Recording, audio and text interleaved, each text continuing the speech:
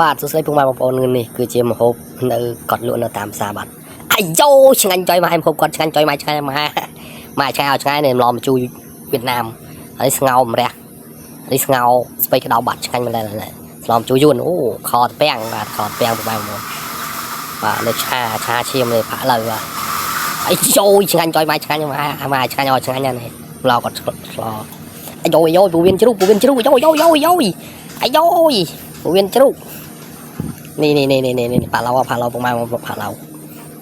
ចង់កំងទិញម្ហូបទិញបានបាទម្ហូបលើតាមផ្សារពុកម៉ែបងប្អូននេះឆ្ងាញ់ណាស់អាយយ៉ូឆ្ងាញ់មែនតើនេះផុកចំហុយពងទាឆ្ងាញ់ណាស់ពុកម៉ែបងប្អូនឆ្ងាញ់នេះឆាក្តៅស្រក់ថង